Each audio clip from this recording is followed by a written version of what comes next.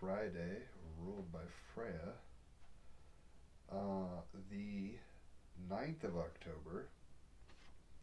Today is White Crystal Wizard. Oh, I just realized something. I was like, why do I sound so different to myself? Because I don't have my headphones in. Usually I can hear myself vibrating. All right, let's try this again. Aloha, guys. It's Friday, ruled by Freya.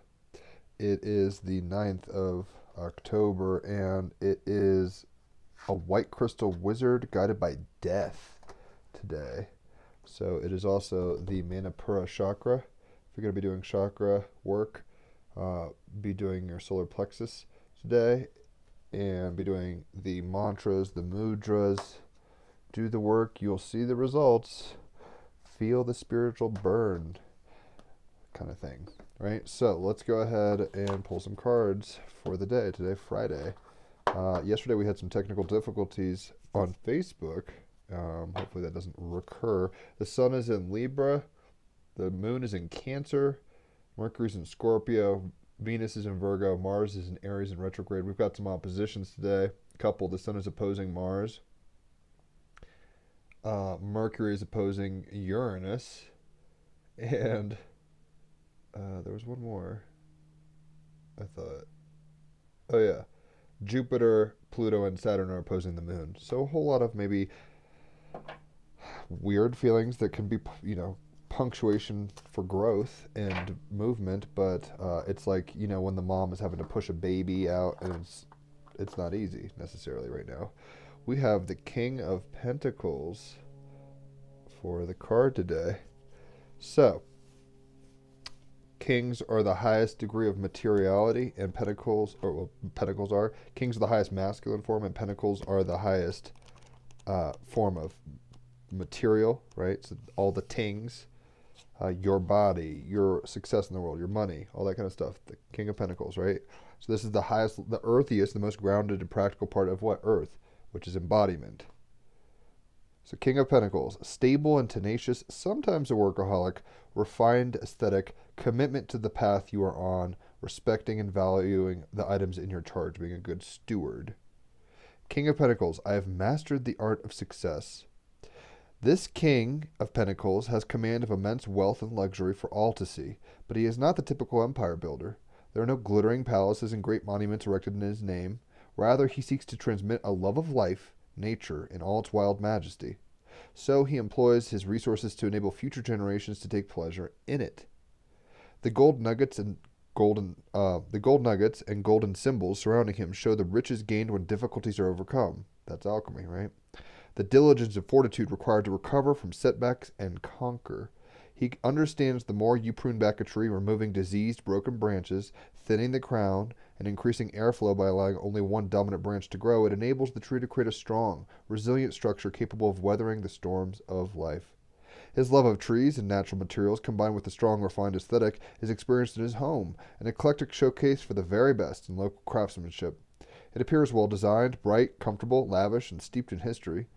As an avid collector of art and antiques, he appreciates the workmanship, knowledge, and skill passed down from father to son through the ages. His beloved throne from ancient Persia, the carved stone bowl from Persepolis, expresses his strength.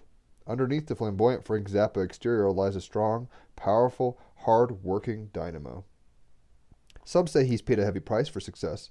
A workaholic, he was often absent during his children's formative years. Nevertheless, he always provided a stable, loving home. And what we're talking about with that Pluto, Saturn, and Jupiter in Capricorn opposing the moon in Cancer, it's like, were you nurturing, and at the expense of nurturance you worked?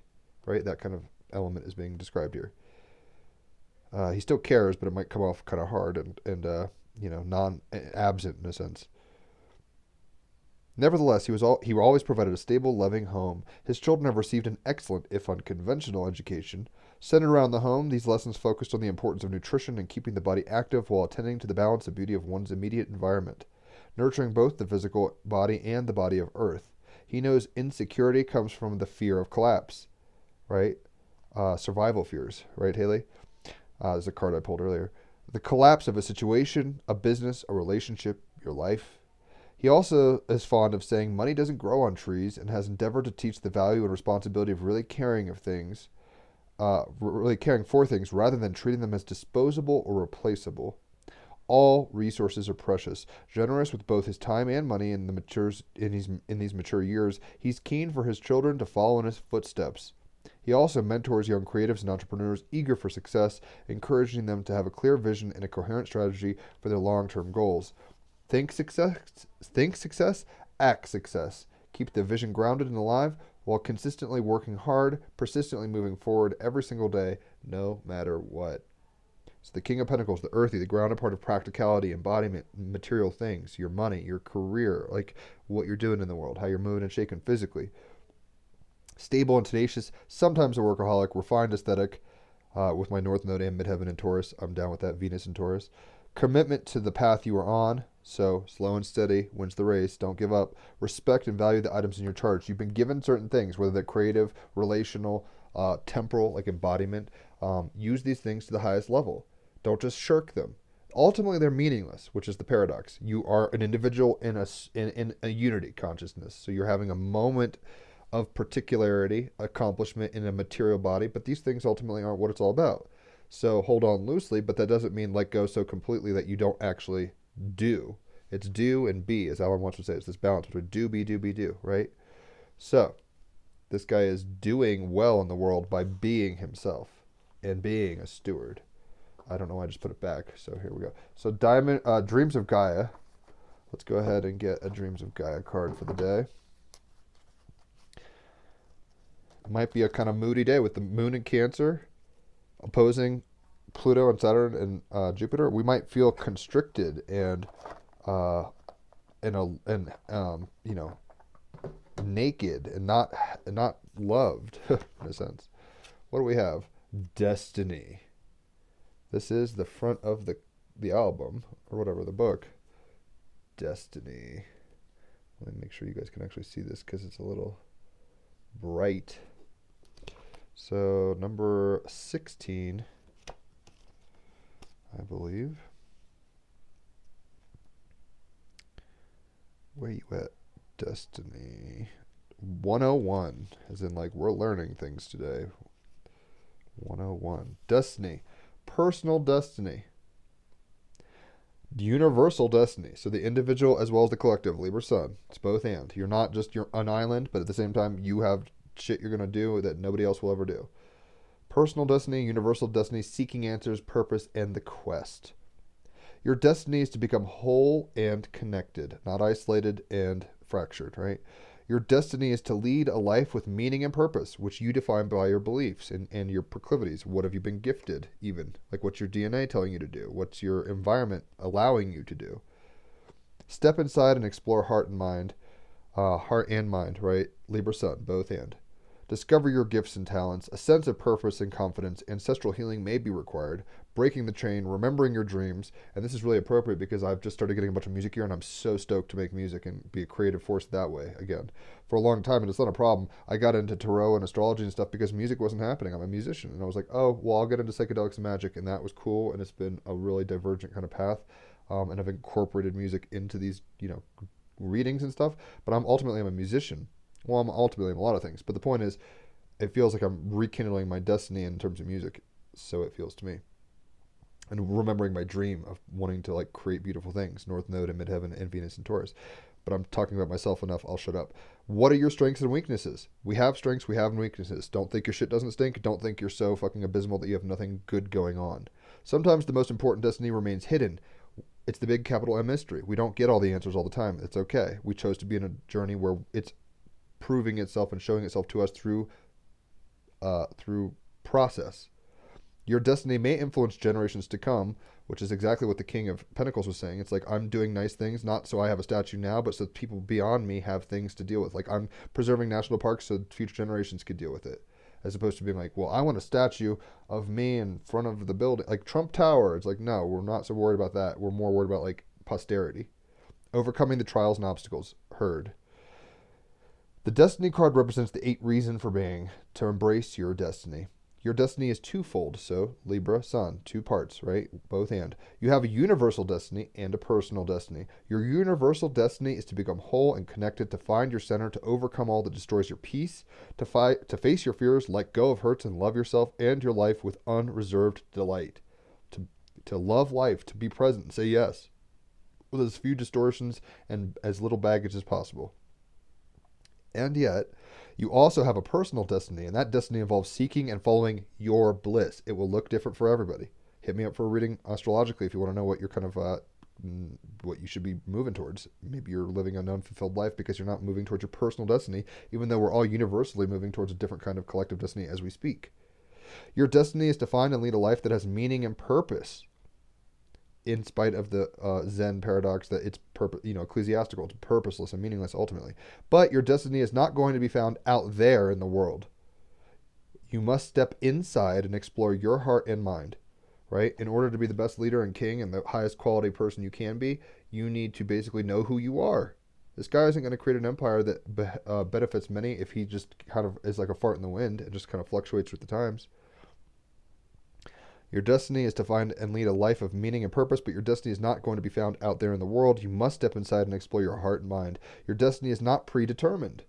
So it's even open source to the point of like, where is your bliss? Where does the river can go? It ends up in the sea, but it's like its path is not predetermined.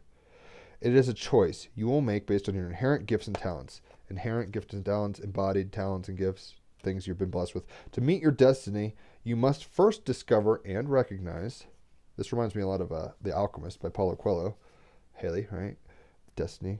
You must first recognize what those gifts and talents are, so know what your gifts and skill sets are, and then work to use them for the benefit of self and others, both yourself and other. It's not just like, for example, I'm good at music. It's not just masturbatory, and I'm like, I love music, and I'm a kick-ass musician, so I'm going to do this for me. There's a level of that, and then there's a level of like, this is beautiful, and I can actually enrich the lives of others and take them on journeys through music, and that helps them, and in helping them, it helps me.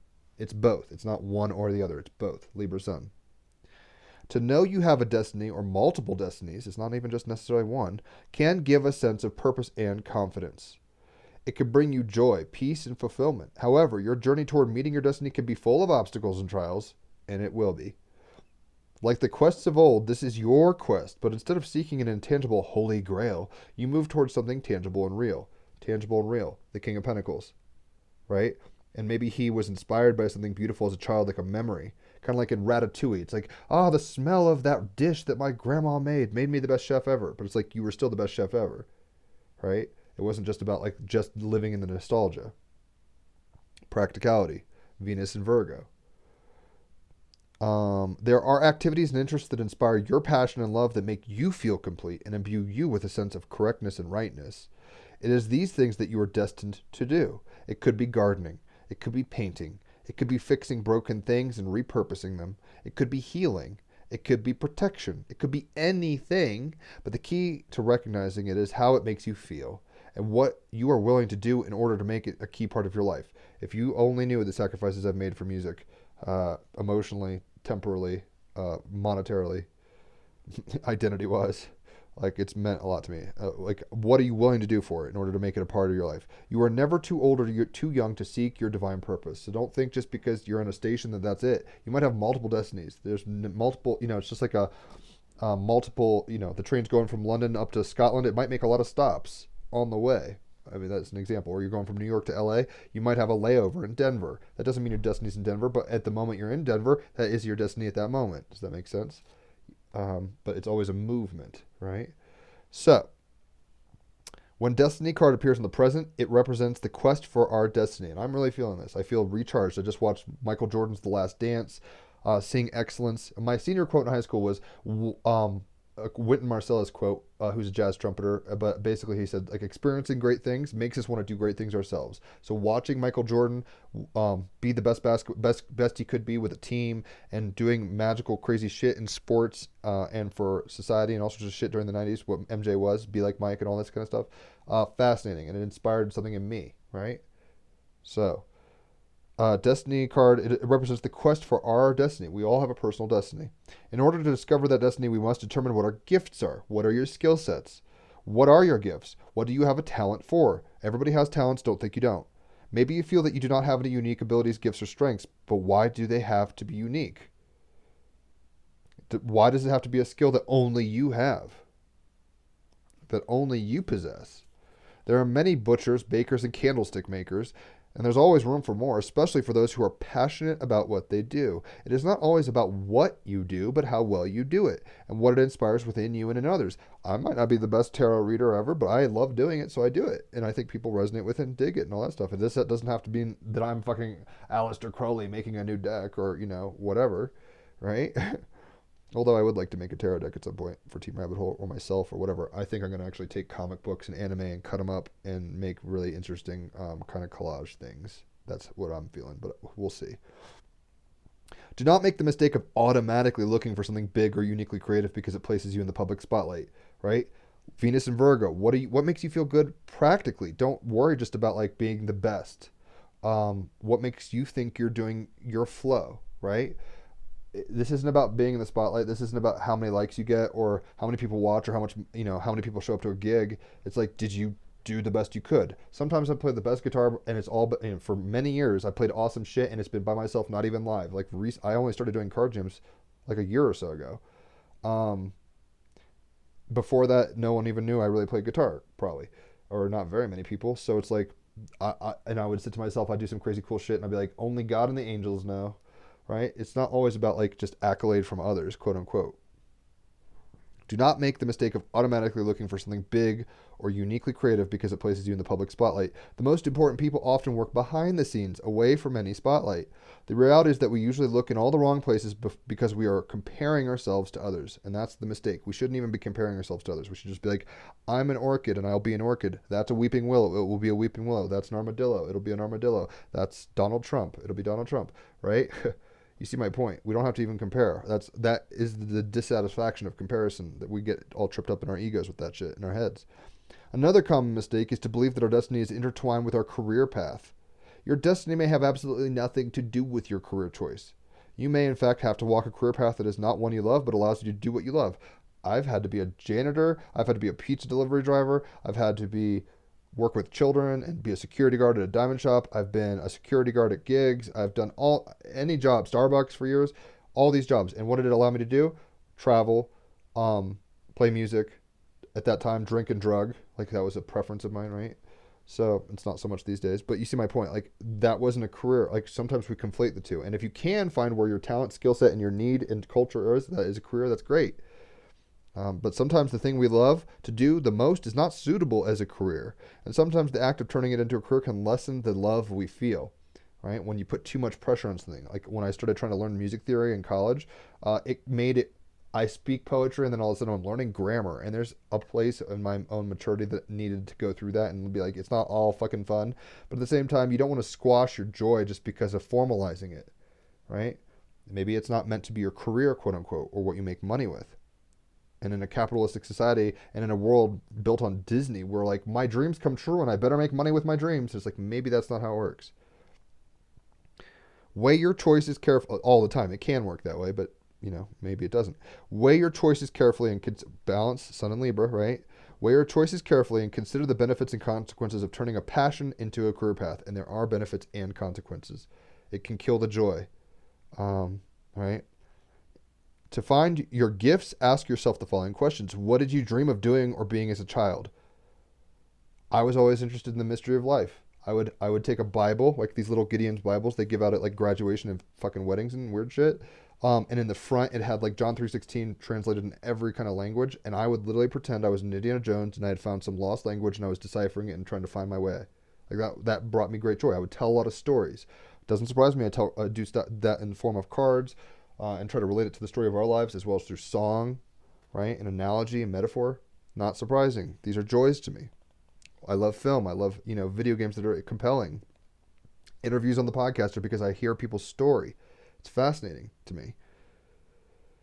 What activities in the present, so it says, what did you dream of doing or being as a child? What activities do you immerse yourself in so completely that you lose track of time? What activities in the present leave you with a sense of satisfaction and fulfillment? Sit down and write a list of your strengths and weaknesses. Strengths, weaknesses, Sun and Libra. This is really practical shit. Venus and Virgo, right? Mercury and Scorpio, get into the fucking nitty gritty. Get into your psychology. Be like, why do I tick? Don't just, just because an advertisement says be like Mike doesn't mean you have to go be a basketball player. He found his actualization through that, but that doesn't mean it's for everybody. And he was a very different type of basketball player than most. He was kind of a perfectionist. Most people weren't going to be that great because they aren't that compelled to win at all costs. He had like a gambling problem in a sense. Right? He was gambling with life. Anyway, weigh your choice. Where did I go? What are you good? What activities do you immerse yourself in so completely they have you losing track of time? Music, cards, readings, conversations. That's what it does for me. What activities in the present leave you with a sense of satisfaction and fulfillment? Sit down and write a list of your strengths and weaknesses. What are you good at? What stops you in your tracks? Probably fear or laziness. Those are the two biggest detractors for motivation.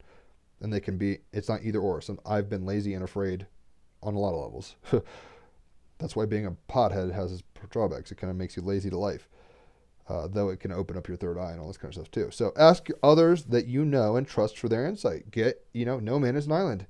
Get a reflection. Get some input. Don't make every decision based off the input, but Libra Sun, ask for the evaluation of others, and they will tell you their insights, and you can take it or leave it. Ask them from their perspective what they see as your weaknesses and strengths. What have they observed you doing well? There's a good chance that they have been saying that you're really good at something for years. They may see something you can't see yourself. And that's something that we have to humble ourselves and say, I don't see everything. I see everything that I know I can see, but there's unconscious, subconscious, non-perspectives I don't have. And to have that perspective is ultimately going to lead us to a fruition, ultimately, King of Pentacles. Like we can be all we can be when we get input from everybody. King Arthur's round table. He's like, what do you think? What do you think? What do you think? I'm the king. I'll make my decision, but I want your input. Democracy. Well, in that sense, representative democracy. But the point is, you are the authority, but don't just try to fly solo because it's paradoxical. You're going to do, only you can take the red pill, but Trinity's speech of being like, you've been down those roads, Neo. Like, you know where that shit goes. You're unsatisfied. Try this out. Like, that led him to take the red pill. It led him to talk himself out of his ego mind and his fears and his whatever, ego. There's a chance that you have been people saying you're good at something for years. They may see something you can't. What comes naturally to you? You have natural proclivities, right? If there's something that you can do with ease and natural ability, then this would be one of your gifts. And I hate to say it, like I was in the gifted program as a kid, so my mind is pretty sharp. I was one of the better athletes. I had a discus record and, started with football and all sorts of stuff like that. Decent at anything I try, right? And music is really the thing I love most and excel at, probably in that sense, aesthetically. But it's really not even fair in a sense, and it sounds like a bad complaint. It's like to be really good at a lot of things makes it hard to decide what you want to do, really. And that's been my issue more. It's like, what do I really want to do? Can you make plants grow without any effort? Do animals respond to you well? Does every meal you make bring a smile to the faces of those who share your table? What are your passions? What is something you're always talking about to the point where others wonder if you have a one-track mind? What is it about the interest that draws you? This interest. I talk about reality a lot. I'm like, what is reality? What is life? Let's talk about it. Oh my gosh, these people think that. These people think that. You've had this experience. You haven't. Interesting. Remember, it might not be the interest itself, but something related or connected. So, keep that in mind. The secret is to look within, not to look at others. So this would be the Libra Sun thing, where it's like, look, it's good to get reflections. It's good to know, experiencing great things can make us want to do great things ourselves. Like, I see this person do this thing awesome, and that person does that, and now it inspires that spark in me. But at the same time, we have to be the ones to go through that process. No one else is going to walk our path in that sense. The secret is to look within, not to look at others. We support ourselves in our quest when we understand that sometimes our destinies might appear small and insignificant, but may be of crucial importance to the lives of those around us. We don't all have to be fucking Kim Kardashian or Bill Gates. This is not how it works. At the same time, you are not useless and meaningless. Like, even just bringing a little joy to somebody's life every day, or, eating well and participating well in the Tao, that is a purpose, if you want to put it that way, at the very least. And then sometimes we have actual destinies where it's like, yo, you need to pull that lever in order for that door to open so the keymaker can do this, and then Zion resets, or the Matrix shit, right? The one. You're the one to do your destiny. Also understand that sometimes our destinies remain hidden because it is not a destiny that changes your life, but instead changes the lives of others. Think of Mr. Holland's Opus. One of my favorite movies. I'm going to cry just thinking about it. Hold on. Dude is a musician. He loves music. He loves jazz. He has a son. A lot of spoilers here. He has a, he wants to be a musician or something. He respects and loves it and all this shit. He becomes a music teacher. Everybody fucking sucks at music, but his passion for music causes people to like be who they are supposed to be, whether it's an actress in Hollywood or an athlete or whatever. It's a beautiful story. If you haven't seen Mr. Holland's opus, it's really worth watching because sometimes our destiny remains hidden. That's the whole point. He was working on this opus his whole life. He wasn't Beethoven or, Frank Sinatra or something getting all the accolade. He was behind the scenes being a teacher in the nitty-gritty trenches of life. And then his, gets to his career and people would play his song, his opus. And it's just like, wow, you look how many people you impacted, but you didn't sell a single fucking record, right? Sorry, I'm getting all emotional. Moon and Cancer for sure. Yeah, can't see. Hold on. And I'm not sorry that I get emotional, but with a Gemini moon, I don't love it. It's embarrassing in a sense. Understand that your destiny sometimes remains hidden because this is not a destiny that changes your life, but instead changes the lives of others. You are here to fulfill a grand purpose. Never doubt that. Even if you never determine what it is, everything happens for a reason. And that's not just some like feel good truism. It's like, see all these things in the background? It's like every element is part of the whole. It's part of the tapestry of life. It's beautiful at that level. It's fabulous. And what a privilege. And we should hold on loosely because it's a dream and it's not, don't over-identify because you'll be shocked and horrified when it's taken away from you. But at the same time, we have chosen to be here. We've had the privilege of being here, and all our processes reflect that beautiful perfection of it. It is single-minded focus. We're talking about destinies, right? And workaholic of the King of Pentacles. We might have a single-minded focus right now. Orion past timeline, number 37.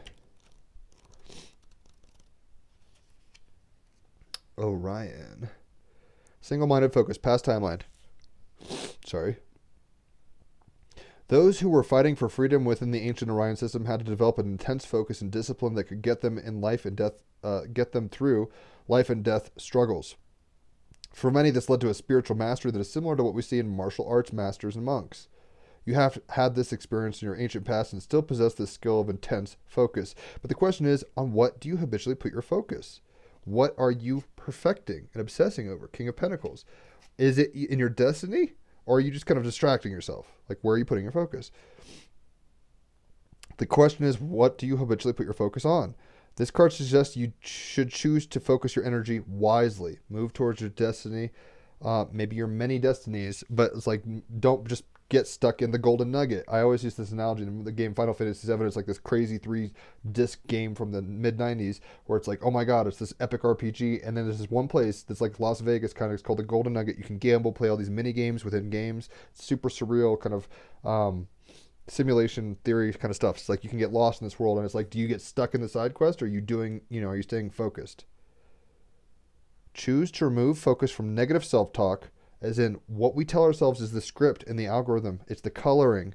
It's almost like, those kids' books, and it's like color in the picture or whatever, with the colors. How we talk and how we think and what we believe colors the thing that is. It's not so much that we create reality in terms of like, I'm holding every atom together and I have, it's not like that so much, I don't think. It's more like it's a blank canvas and it has things on it, and I can either paint it all with black and dark blues and purples and be brooding, or I can make it all light, yellows and oranges and reds and powerfully energetic, or I can make it greens and blues and cool. See what I mean? What we bring to the template colors it, and therefore we have to choose to remove negative self-talk. I call it the NT man, right? Like this I can't do this. I won't do this. This shouldn't happen. Don't do this. Right? Can't, all these NTs, negational states. Try to think in terms of positives, like, what would I rather be doing? Go that direction. Talk positively. Choose to remove focus from negative self-talk and use your ability instead for spiritual evolution. Move towards your destiny. Don't just be a critic and a self-righteous prick who has the stick up their butt and is like, I'm the best and I know and I can't move from here and I know everything and fuck you. Like, that's the shadow of King of Pentacles. It's like, this emperor who's like, you live or you die. and I get to decide. It's like, no, I mean, come on. We all have destinies, whether it's somebody who's, think Mr. Holland's Opus. He didn't succeed in the world. He wasn't making a lot of money. In fact, it was even tragic. He loves music and his son is born deaf. He can't even enjoy the thing he loves. How tragic, right? But at the end of the day, he was a king of his world because he followed his destiny, followed his passions, his joys, his talents, his skills, and he had a single-minded focus. Basically, his love of music and love of helping others transcended what we would call success. He was more of a success than Bill Gates because he was focused on living his life to his skill sets, to his desires, and not deluding himself.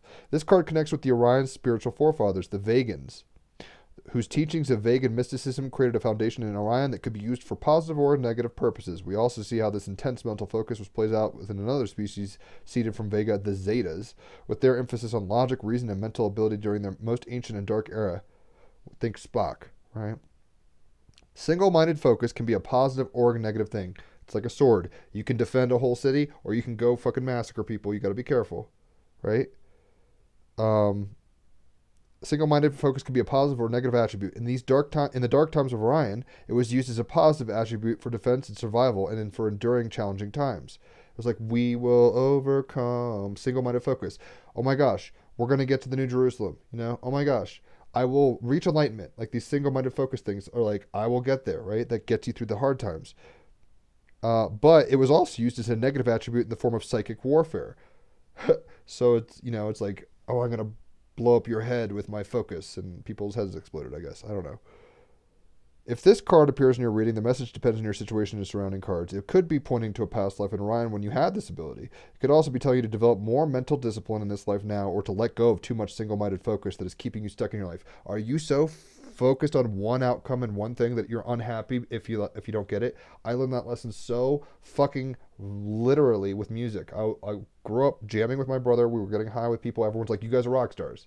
In high school, they're like, do this, we want you to do this, we will pay you to do this, like, we enjoy this, we enjoy ourselves with you, and you enjoy doing this, everyone's happy, right? It felt like destiny, it felt like king of the fucking world, right? Every jam was amazing. It was pushing bounds that most musicians never even touch. It was exquisite, fine, beautiful, everything. Single-minded focus, though, was that this means that I have to be a musician for my career, and I'm not saying it won't happen, but at some level I've gone through so much weird shit, addictions, self-doubts and all this stuff, that it hasn't manifested in that way, right? And I was very unhappy because I wasn't getting what I expected. And that could be the single-minded. If we're just holding on to an expectation, it's like, I want this, and anything else that doesn't fit that category pisses me off and upsets me, and fuck that, and it ruins my life. It's like, we're coloring poorly. We're coloring our painting very differently than if we're like, it's all good. I have an orientation. I'm moving that way always because the universe supports me and towards what I believe I deserve and all this kind of stuff. But if we just sit there and say, well, unless I make fucking $1 million, I'm not going to be happy. It's like, you're going to be a very unhappy clam in the ocean, right? You could be happy with very little. And some people, that's their lesson. It's like, less, less, less, less. Some people are here to build up more, and influence more people. Some people are here to like learn how to be quiet and simple and live in a cave and do Om because maybe they had many lifetimes of being a king or a queen. Some people are here because they've been doing the work and doing all the quiet cave shit to go and be on the center stage of life and to show people how it's done and be, everyone's got a different destiny. That's the whole point. No two are alike. And even in generations and stuff, it's like the Beatles were not the same thing as Van Halen, which is not the same thing as NSYNC, but they all had successful musical career destinies, but they all impacted life very differently, and they all had different outputs, and, their material realities even look different. The situations they found themselves in, how they managed their resources, how they had relationship dynamics, how they were in their own evolution. We should be single-minded focused, in the sense that you can see all the universe in a grain of sand. That's some single-minded focus shit. That's some magic. As within, so without. We're just like, okay, cool. If I'm clear and concise and stuff, my reality will make sense, and my story will be streamlined. But you can get stuck on these side quests and these emotional hang-ups and all this stuff. And even one being single-minded focus, where you're like, I won't be happy unless I'm married, have 2 kids, a garage, a stable job, all this shit, right? That's the American dream. You get that with single-minded focus, but at the same time, a lot of people have got it and realized they weren't happy, and that's why we have pedophile rings. That's why we have wars. That's why we have all this crazy shit, because a lot of people are kings of the world, and they don't actually give a shit. They're not actually happy. And maybe that is their destiny, to find out that the world is, all that glitters isn't gold. So anyway, rambling, single-minded focus, right? You heard the deal. It could be also telling you to develop more discipline in this life and how to let go of too much single-minded focus that's keeping you stuck in your life. Are you saying I won't be happy unless XYZ? You're not going to be very happy. I wasn't for a long time because music wasn't happening a certain way. And then at some point I literally let go and surrendered. And I was like, I still have a musical gift and a joy for it. And hey, I like tarot cards now, so I guess I'll pull tarot cards and jam. Seems like a legit idea. Wow. I'm playing more music, not more music, but I'm playing what I want all the time. Yay. Maybe it's not, but now I've got a computer and all this stuff. I'm probably going to start making like albums and weird shit with my brother that I've always wanted to do, but I never had the confidence or wasn't at a part of my journey where I could do that. It wasn't time in the seed is not the tree. You can't, just because you're a seed that says this will be a tree doesn't mean you can just be like, where's the tree? Where's the tree? It's like, it takes time, right? So stay focused. Too much of anything is not a good thing, right? So you can be rich and not have any money. You can be king of the world and be a beggar. It's a matter of perspective, right? And we all chose these destiny paths. We all chose these colors. We said, I want this experience, I want this, and then it's starting to manifest through the free will of ourselves and others, and the resources and everything, the reality at hand in order to apprehend it. We have to stay focused and not lose hope, because we chose to be here. Never forget that. But too much of anything is not a good thing. Too much weed, too much sleep, too much food, too much sex, too much fucking internet, too much news, too many people, too much isolation. Nothing is good. Past a point. Like, moderation is key. Too much of anything is not a good thing. Use this skill when and where appropriate, but remember that the power lies in walking the middle road. Like I just said, balanced fucking shit. Be that dope ass Buddha that we all are. Buddha means awake. You are a Buddha. I'm a Buddha. And we're a lotus that maybe is in mud and we haven't popped yet, right? And we got to go through all this stuff and then come to this awareness and be like, oh, it's my destiny to flower. And I couldn't flower down here because there was no sunlight and I would die, and it just doesn't work that way, right? So in the mud, I wasn't going to bloom, but up here, pop, and then you awaken. You Buddhahood out. And we're all going there, folks. Don't think that guy was special. He was just the first on a trajectory. Same thing with Christ or whatever, all these things. It's like, that's who we are. That's who we can be. That is our destiny. Jesus, Buddha, right? The heroes of old, like, these are the kings of the world. And we are those things as long as we stay committed to telling a story of that. If we get distracted and identify with our tragedies and stuff like that, we'll get all torn up, and we won't, aren't we glad the lotus flower doesn't give up in the mud? It's like, oh, I'm not blooming yet. I don't know. It's like, you'll do it here under the right circumstances at the right time when you're here to do your destiny. Wow. 43, snake, creation. So we got some powerful forces going on right now. I know y'all feel it. These are powerful times. This is not just normal times. No time is like static. Like, every time is dynamic in some way. Astrology shows us that. But these are very intense times for both personal and collective growth, right? Single-minded growth, if you want to put it, King of Pentacles, single-mindedness, where we're achieving what? Our species and personal destiny. It's not time to go just shop on the internet all day and fucking watch the Brady Bunch. Like, that time is over. What are we doing now? How are we doing the work internally? That doesn't mean the Brady Bunch is bad. That doesn't mean the internet's bad, right? It's like, but like, are you using a tricycle when you can fucking sure well ride a bike right now? That's where we're at as a species. It's like, yo, you have a world to take care of. Why are you guys worried about stock values? That's an imaginary world of value. And it's helped the world and all that stuff. There was even a destiny for the stock market to be a thing. But we become so single-minded in material success, capitalism, fucking politics, and who's going to win this, that we've become so distracted that we've actually lost our ability to be flowing perfectly well in creation and causing new and more. And that new and more might be shedding like a skin of a snake. You might be losing some of these, as Terence McKenna says, culture isn't your friend. Maybe you have a lot of cultural programming you have to decondition. Or maybe you're coming from a place where you just don't, you're going, the Gene Keys, for example, one of my favorite things ever, is a piggyback, if you want to put it that way, off of the Human Design, which is a piggyback off of the I Ching and astrology and numerology and all these things. So aren't we glad that they didn't just say, fuck everything, I don't want anything, I'm just going to do my own thing? They wouldn't have done their destiny, Richard Rudd's destiny was to make the Gene Keys. He had a single-minded Virgoan focus. We've actually got him coming on the podcast November 17th. That'll be dope. He's one of my favorites. King of the world, right? King of Gene Keys, if you want to put it that way. So creation. What are we creating, though? And we're always alchemizing. It's always going from lead to gold, right? So it's always in the process of creation. Never doubt that. Creation, snake, 43. It is time to shed your skin and try something new, right? The destiny of the snake is not to stay in that one snake skin forever. The destiny of a child is not to stay in utero. The destiny of our species is not to be bound to earth. See what I'm saying? It's like the destiny of our species is not to be victims of ecology and government and business has gone wrong. There's a place for that, and we learn, we reflect, and we move forward. We create, always in the present moment. We're creating. And creation can be an act of destruction. Creation can be an act of addition.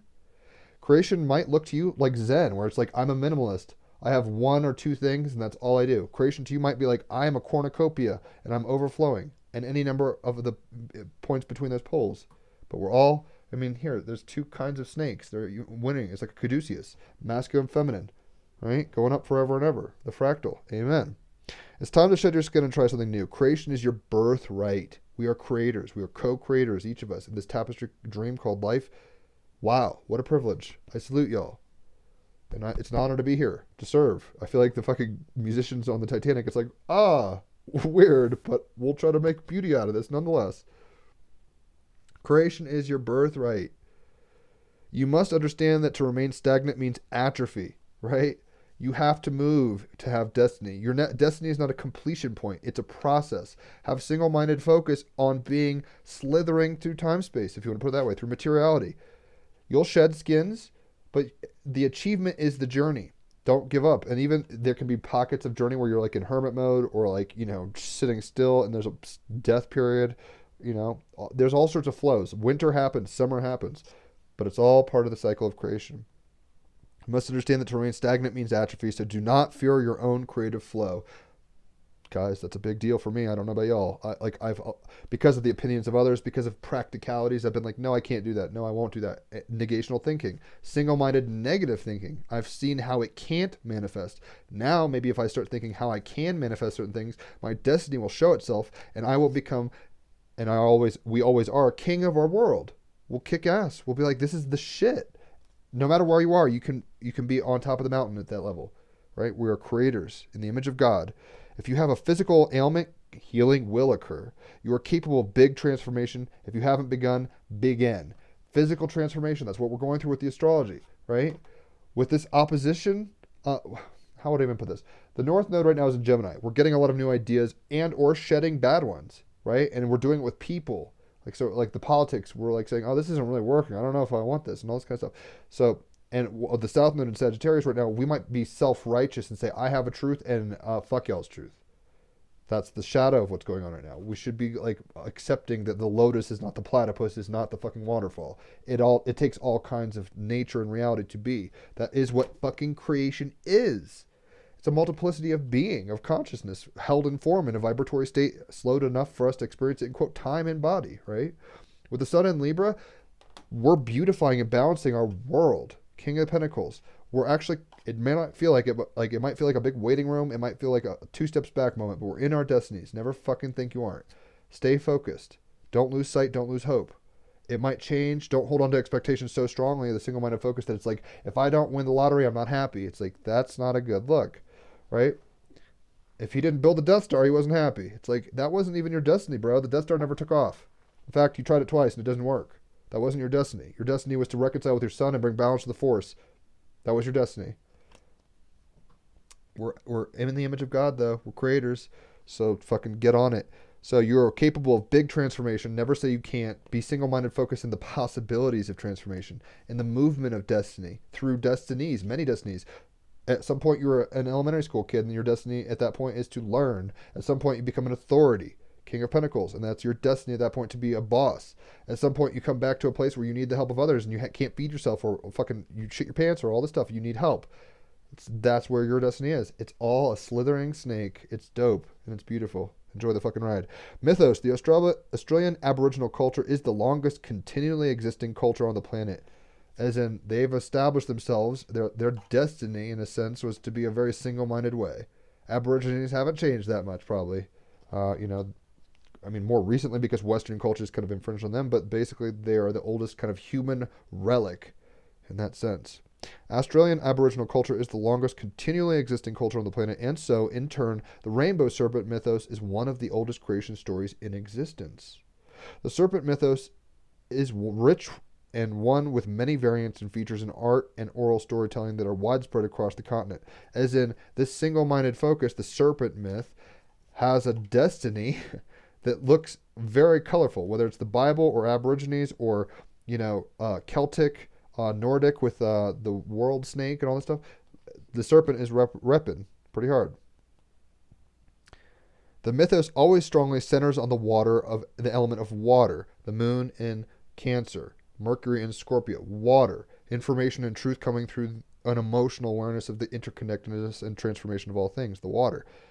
The mythos always strongly centers on the element of water. Some believe the rainbow serpent brought water from heaven when the world was created, while others believe that in the beginning, when there was nothing on earth, the rainbow serpent cracked through the crust of the earth and began her journey of waking up all life. So from the river of life came the trees and the ecosystems, right? And the people to drink from it, and the deer and the tigers and all this shit. Water is life. Water is part of creation and it's necessary in this reality. As she moved and traveled, stopped and slept with her rainbow serpent, with her body, the rainbow serpent created gullies and gorges, mountains and valleys, and all of the water lines that join them all, rivers. Once water appeared, life on earth began to flourish. All the animals, reptiles, birds awoke and began their life cycles. Destiny couldn't have happened if we didn't have water, the single-minded focus of H2 fucking O, in its multiple forms, multiple destinies, multiple achievements. There's water, there's gas, and there's ice. There's steam and there's ice. There's all sorts of liquid forms. It's the same fucking thing. The rainbow serpent created humans and gave the tribes totems for their animals. Each tribe could eat what they wished except for their totem. Talk about single-minded focus. It's like you can eat anything except you're the Raven clan, don't eat ravens. Okay. It's not our destiny to do that. Oh, you guys are the bird, you guys are the snake tribe, don't eat snakes. Right? Exactly, Sorrel. I was just thinking that psychic moment there. The rainbow serpent created humans and gave the tribes animal totems. Each tribe could eat what they wished except for their totem, which meant balance in hunting and nature, and that all food could be eaten. So there wasn't just like everybody eats buffalo and nobody eats giraffes, so now there's no buffalo, right? This is Sun and Libra, this balance, this harmony that exists. And this is giving an anthropomorphized view of how that ethnologically and sociologically evolved. Beautiful. Australia is one of the most environmentally sensitive places on the planet. Our lack of water being, and she's an Australian, so she says our lack of water being one reason for that. Stacey DeMarco, the lady who made this and many other decks, she's coming on the podcast November 1st, I think, or something. We're getting it done out here. The rainbow serpent asks us to recognize the preciousness of water and how we rely upon it for the continuation of life itself. Snakes are one of the most powerful symbolic animals throughout the cultures of the world. Some of the most famous mythos featuring serpents include the ancient Norse, whose Midgard serpent Jormungandr battles Thor at Ragnarok, and Nidhogg Naga, the dragon that sits at the base of the world tree. There is also the Greek Gnostic Ouroboros, the nature of reality, a snake eating itself, right? The snake eating its tail as a sign of the cycles of life and death always continuing, i.e. the destiny of what? The world. Has a single-minded focus. The snake that's born and eats itself constantly. That's all it does. It doesn't do anything else. It doesn't like say, hey, I'm going to go over here and now I'm going to eat myself again. It's like, nope, it's always doing this. Snakes have been a representation of evil and temptation in the Bible and the story of Adam and Eve, the snake dance of the Hopi people and the snake-headed Medusa of the ancient Greeks. As protective divine animals, they were honored by the ancient Egyptians, the cobra especially, Hindus, and the Buddhists with the Naga, which are like snake people, maybe even reptilians, dare I say. The animal, snakes are found on every continent except for Antarctica and more isolated islands such as New Zealand and some Hawaiian islands. One of my favorite parts about living in Hawaii and Oahu for 2 years, no snakes. I could hike without fear of ever stepping on something and dying. They are ectothermic, needing to regulate their body temperature by exposure to the environment. That is their destiny. They're single-minded. They're way in the world. They're ectothermic. Doesn't matter if a snake has big city dreams or fucking country life bumpkining. They have a destiny, and that destiny is to thermoregulate through the sun. And it's funny, I've walked my brother's girlfriend's dog named Joey on this lake path of ours, and I've seen snakes a few times. And the other day we were actually walking, and this dog was so ignorant that it tripped over a sunbathing little snake, and I just saw it kind of flopping around, and he never even saw it. And I was like, oh my God. And it slithered away. But snakes, they're out here. Snakes have scales and dry, cool skin, and they shed their skin when growing. This transformative process enables the old skin to be renewed and replaced, and enables the snake to be free of any parasites or harmful molds. Stagnancy has its issues. You'll get sick parasites. You'll get attachments. Mold. You'll have decay. You want to shed. You want to become new. And with the moon in Cancer, we can rebirth ourselves. Literally. And with the sun in Libra, it's a beautiful process. It's life and death. It's awareness and ignorance, right?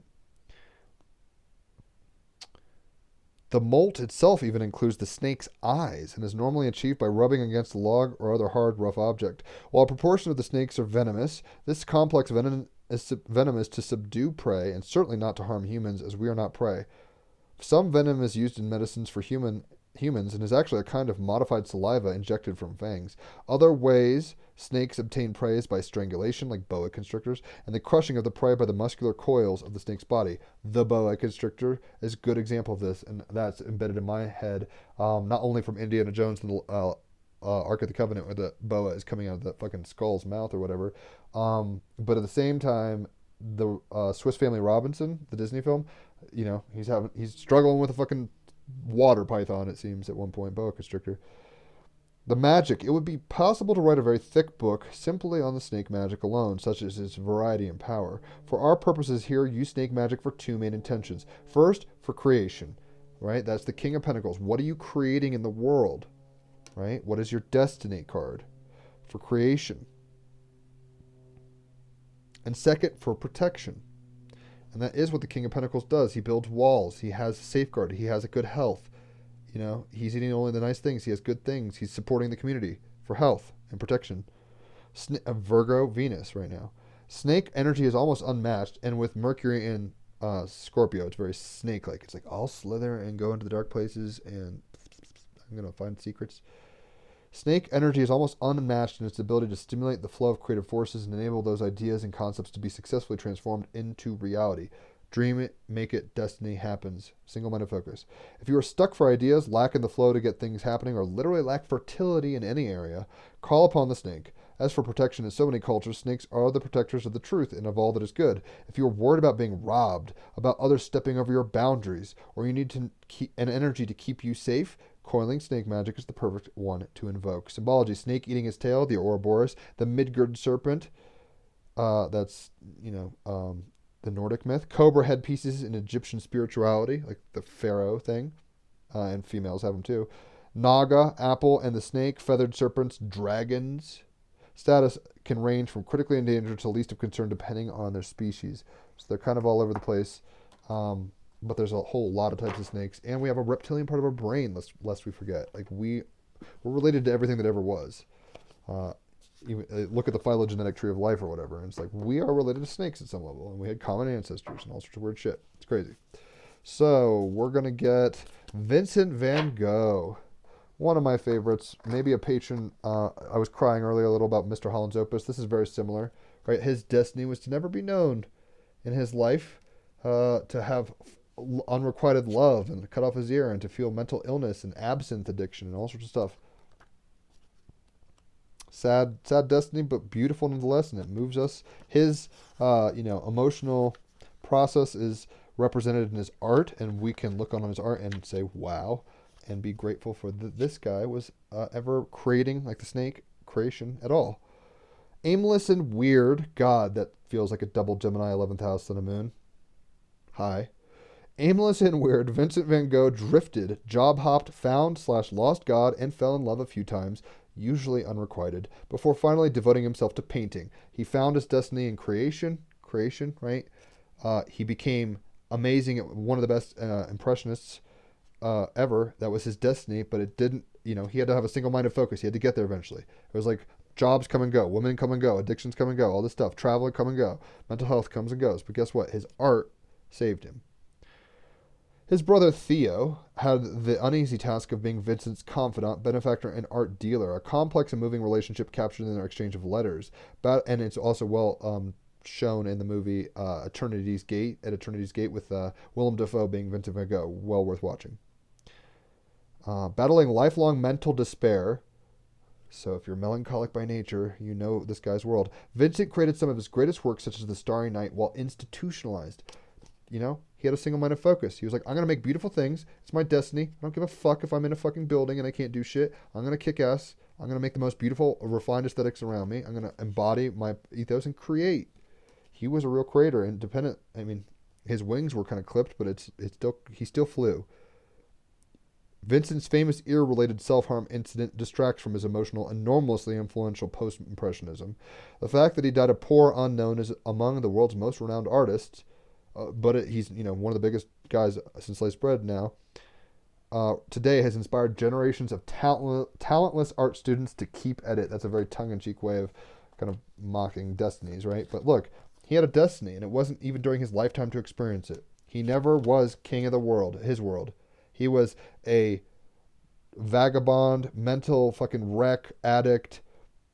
Watch at Eternity's Gates. You'll see like how nervous wreck Vincent van Gogh was. He wasn't the top of the pyramid, fucking the standard of mental health and the standard of success in his lifetime. But his destiny, Vincent van Gogh's destiny, was to impact the world more greatly than probably some of the people who were very famous during his lifetime. People we don't even know about.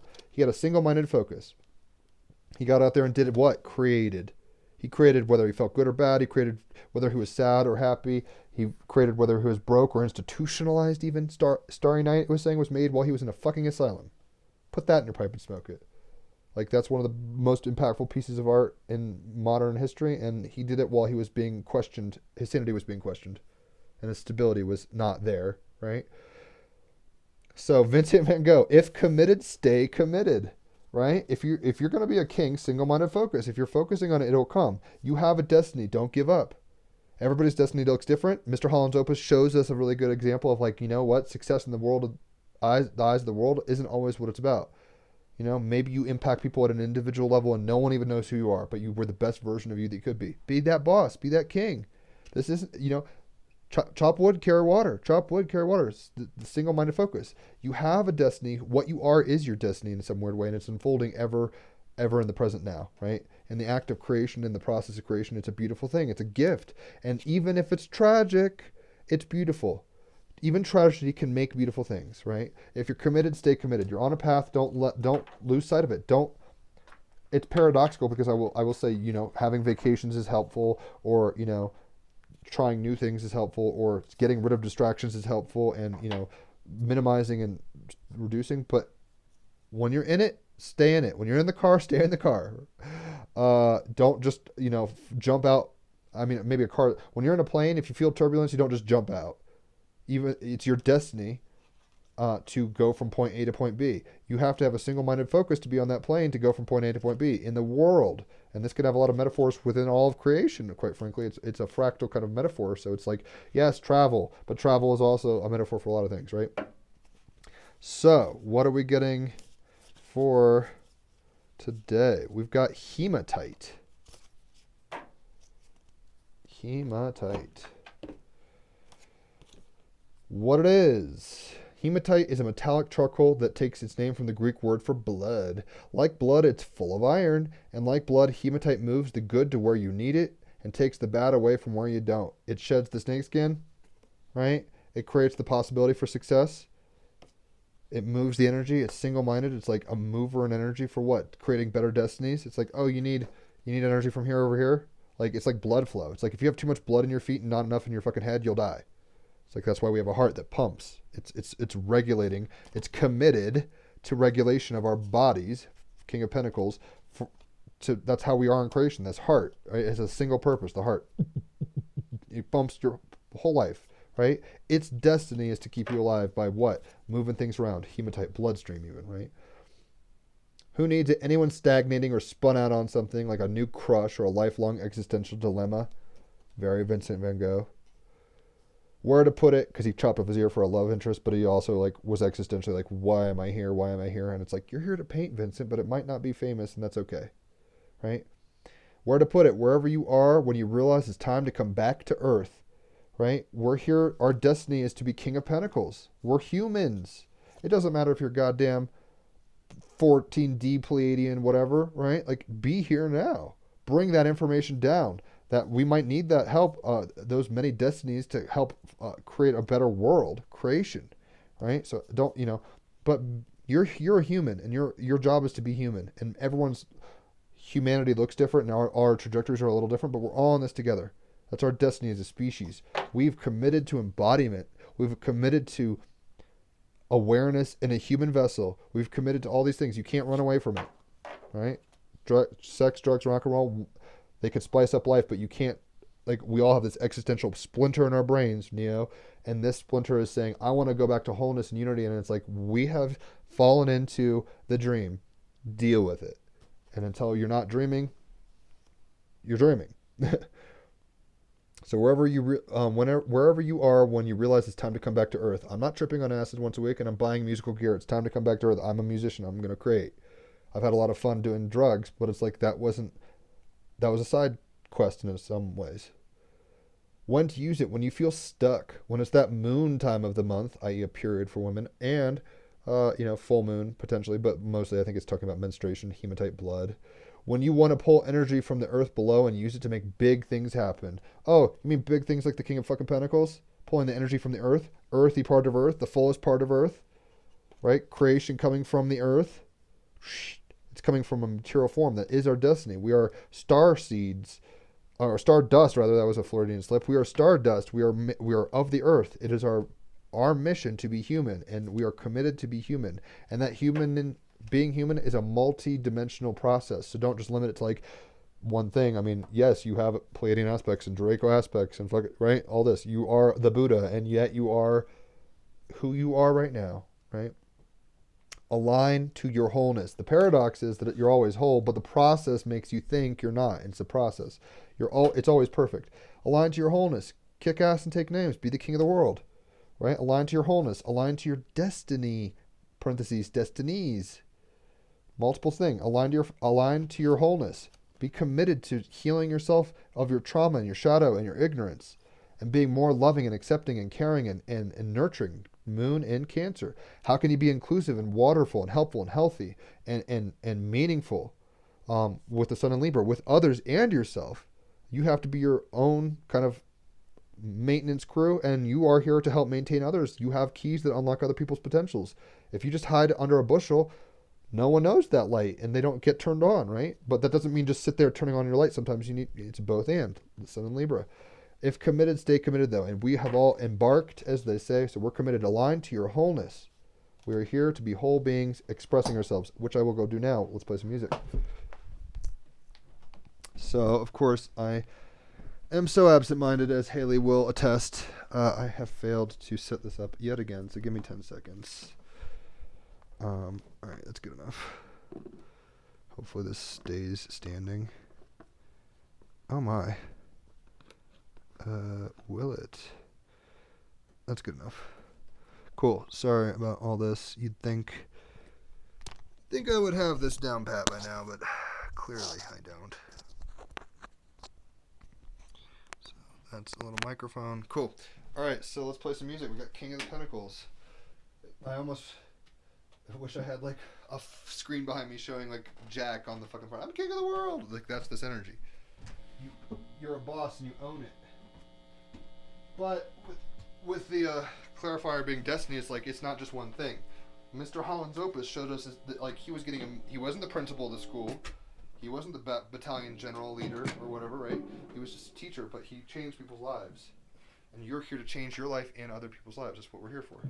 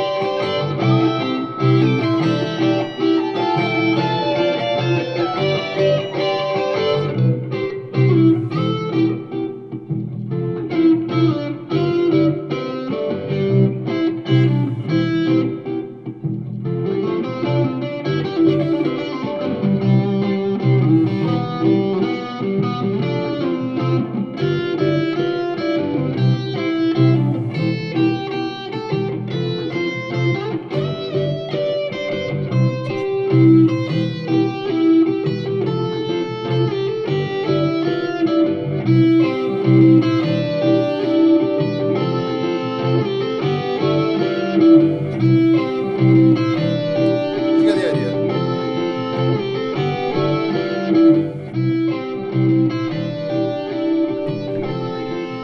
So,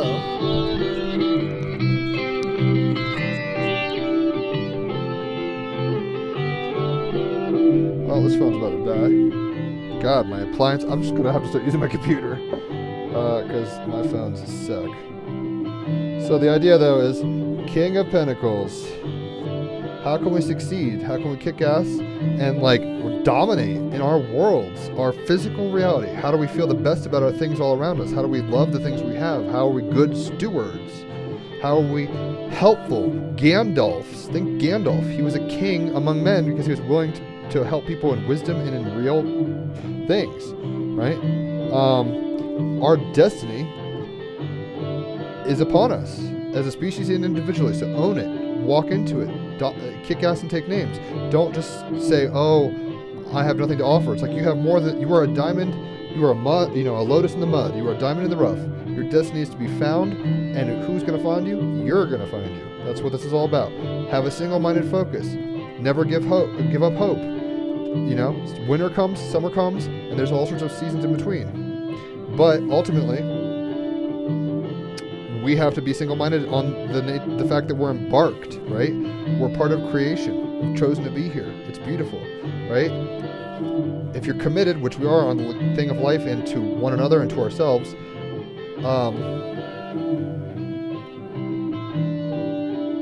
my phone is fucking up. I'm trying to reconnect. Maybe I don't have any internet. Looks like the internet went out. All right, well, that's that. If you're trying to be committed, is my point. You've got something to shine. You're a flower. Be bright, shine, be awesome. You'll love it. And hematite is telling us to align to our wholeness. Our wholeness is who we are in the process of becoming. So it's not easy, but the snake sheds skins. It's wholeness to constantly evolve. The Ouroboros is whole, but it's constantly moving. Does that make sense? So hopefully it makes sense. Hit me up for readings if you want. I love giving them. No podcast today, but we're getting back in gear next week more, or Sunday.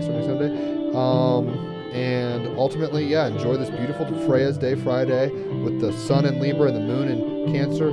Do some self-nurturing and balance your mind and heart. Come into a place of your destiny and come into a place of your wholeness. Hit me up for a reading if you want help with that. I can help. Have a beautiful day.